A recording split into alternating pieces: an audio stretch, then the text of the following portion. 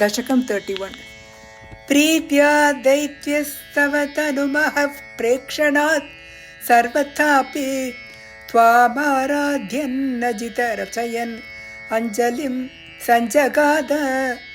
मत्तः किं ते समभिलषितं विप्रसूनो वद त्वं व्यक्तं भक्तं भवनमवनीं वापि सर्वं प्रदास्ये।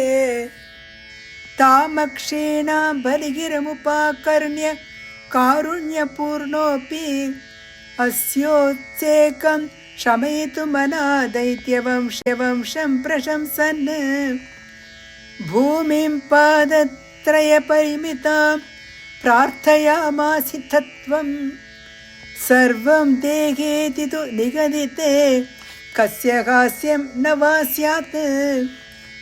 विश्वेशं मां त्रिपदमिह याचसे बालिशस्वं सर्वां भूमिं वृणु किम मुनेत्यालपत्वां स धृप्यन्।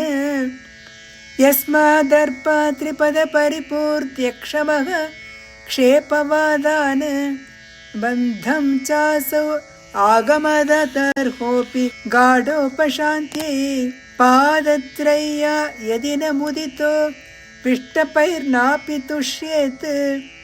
इत्युक्तेऽस्मिन् वरद भवते दातु कामे ततोऽयम् दैत्याचार्यस्तव खलु परीक्षार्थिनः प्रेरणार्थं मामादेयं हरिरयमिति व्यक्तमेवाबभाषे।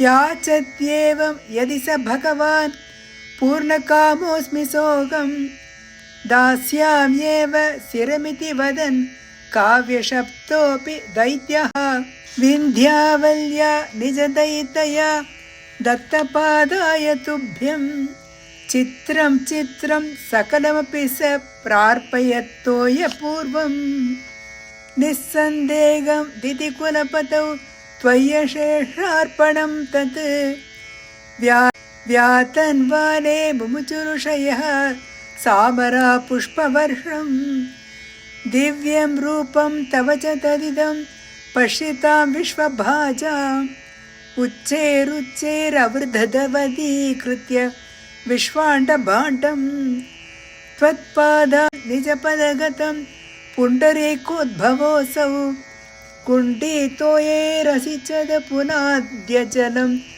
विश्वलोकान् हर्षोत्कर्षात् सुबहुननृते केचरैरुत्सवेऽस्मिन् भेरीं निघ्नन् भुवनमचरत् जाम्बवान् भक्तिशाली तावद्दैत्यास्वनुमतिमृते भर्तुरारब्धयुद्धाः देवोपेतैर्भवदनुचरे सङ्गता भङ्गमापन् कालात्मायं ततो यद्वशात् प्राज्ञिता स्मः किं वो युद्धैरिति बलिगिरा ते तपातालमापुः पाशैर्बद्धं पतगपतिना दैत्यमुच्चैरवादीः तार्तीयीकं दिश मम पदं किं न विश्वेश्वरोऽसि पादं मूर्ध्नि प्रणय भगवन् नित्यकम्पं वदन्तं प्रह्लादस्तं स्वयमुपगतो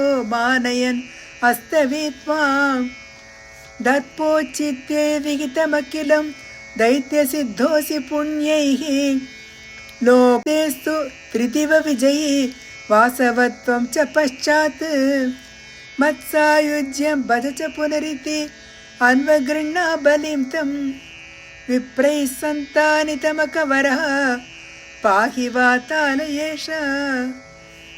श्रीहरे नमः। नारायण किल गुरो भगवन् नमस्ते।